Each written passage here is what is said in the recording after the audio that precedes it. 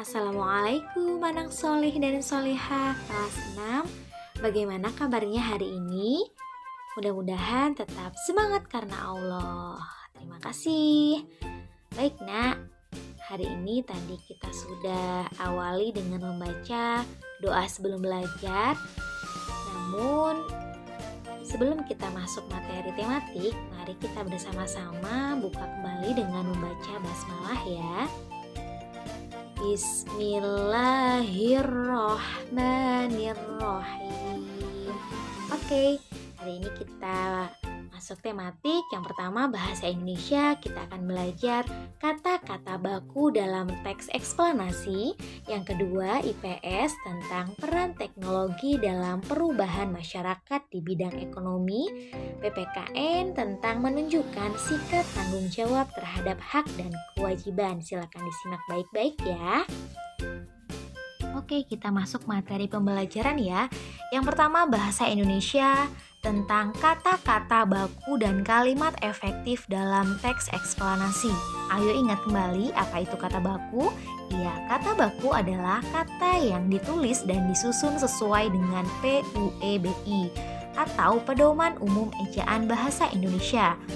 Sedangkan kata tidak baku adalah kata yang penulisannya tidak sesuai dengan PUEBI.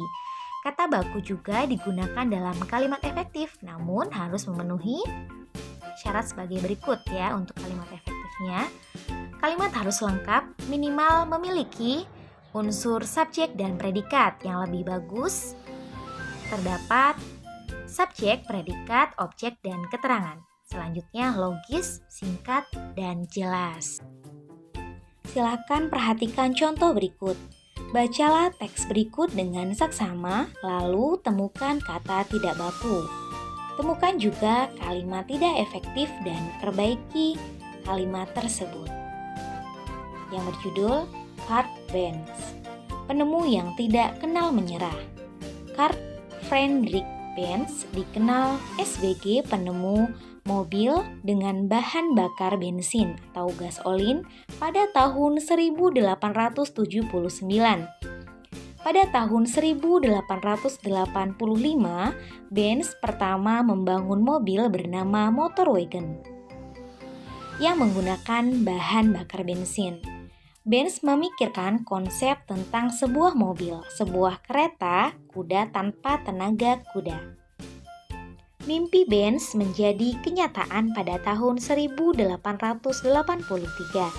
Ia mulai membuat Motorwagen dan melakukan uji coba. Saat diuji coba, belum berhasil karena mesin tersebut menabrak tembok.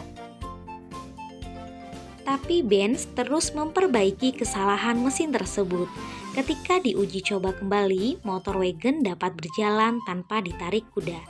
Orang-orang pun mulai tertarik. Motorwagen itulah yang menjadi awal munculnya mobil. Dari contoh teks di atas kita dapat temukan yang pertama, kalimat tidak efektif yaitu Kurt Friedrich Benz dikenal SBG penemu mobil dengan bahan bakar bensin. Selanjutnya, kosakata tidak baku yaitu nama Kurt Friedrich Benz dan SBG. Nah, diperbaiki jadi kata baku.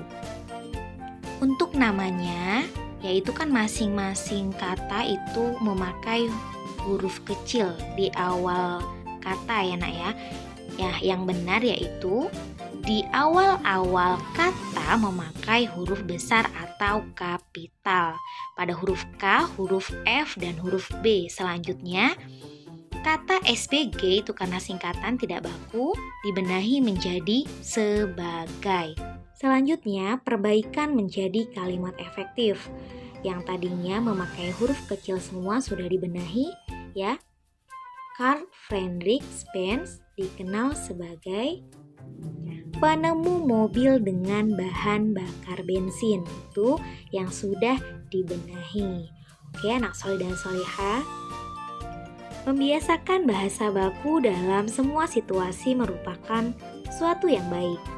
Selain pembiasaan, penggunaan bahasa baku juga dapat meningkatkan dan membudidayakan sikap sopan santun. Allah Subhanahu wa Ta'ala memerintahkan manusia untuk berkata yang baik pada Al-Quran, surat Al-Baqarah ayat 83 yang artinya, dan bertutur katalah yang baik kepada manusia. Selanjutnya kita masuk ke pembelajaran IPS, yaitu peran teknologi dalam perubahan masyarakat di bidang ekonomi. Teknologi mempunyai peran penting dalam perubahan masyarakat.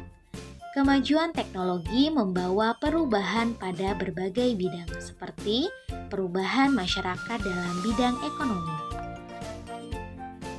Yang pertama, peran teknologi dalam kegiatan produksi. Sebelum adanya teknologi, petani mengolah sawah memanfaatkan tenaga kerbau atau cangkul. Namun, setelah adanya teknologi, petani menggunakan traktor untuk menggarap sawah. Teknologi tersebut memudahkan kegiatan produksi padi. Pekerjaan petani pun menjadi lebih ringan dan cepat selesai. Yang kedua, peran teknologi dalam kegiatan distribusi. Kemajuan teknologi juga berperan besar dalam kegiatan distribusi atau penyebaran hasil produksi. Petani memanfaatkan kemajuan sarana transportasi seperti mobil bak terbuka untuk mengangkut hasil produksi, seperti sayuran, buah, padi, dan jagung. Selanjutnya yang B, dampak penemuan baru bagi masyarakat. Ada dampak positif dan dampak negatif. Yang pertama, penggunaan traktor dalam pertanian. Dampak positifnya, meringankan pekerjaan petani dalam menggarap sawah. Dampak negatifnya, pencemaran suara yang ditimbulkan dari kebisingan traktor.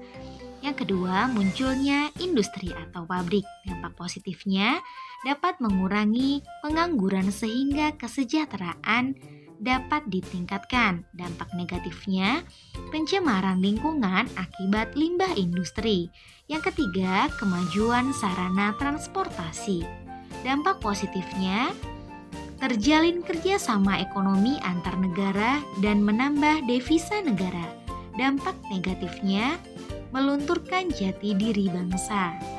Soleh-solehah, ilmu yang diberikan Allah kepada manusia dari seluruh ilmu Allah, seperti yang tercermin dalam firman Allah di Quran surat Al-Isra ayat 85, yang artinya, dan tidaklah kamu diberi pengetahuan melainkan sedikit. Jadi Masya Allah ya, teknologi ini belum ada apa-apanya jika dibandingkan ilmu Allah Subhanahu wa Ta'ala.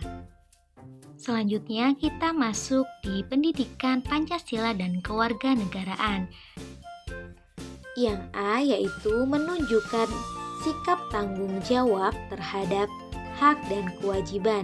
Ayo ingat kembali apa yang dimaksud dengan hak dan kewajiban. Ya, hak adalah sesuatu yang diperoleh ya seseorang dari sejak lahir, sedangkan hak yaitu yang harus kita lakukan dengan penuh rasa tanggung jawab. Berikut adalah contoh pelaksanaan hak dan kewajiban yang bertanggung jawab. Yang pertama bisa dilihat gambarnya. Kita berhak memperoleh nilai bagus saat ulangan.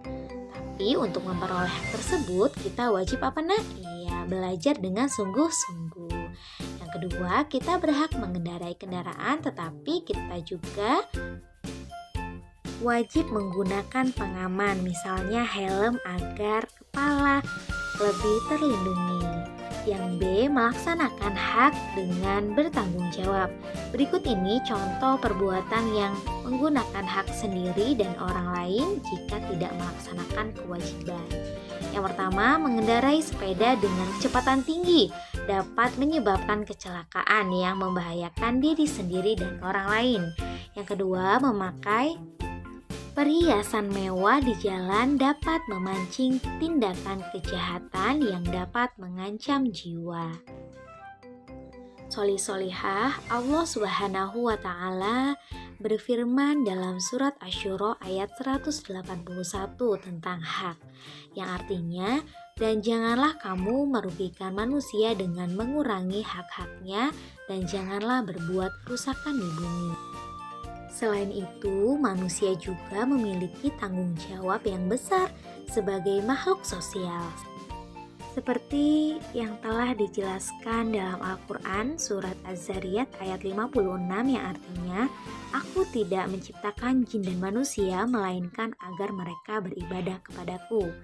Nah, jadi kita harus melaksanakan kewajiban kita untuk beribadah kepada Allah. Baik anak soli dan solihah, itu saja yang bisa Ibu sampaikan pada hari ini. Apabila ada yang belum jelas bisa ditanyakan ya. Untuk tugasnya ada di LKPD. Terima kasih, mohon maaf apabila terdapat kesalahan. Wassalamualaikum warahmatullahi wabarakatuh.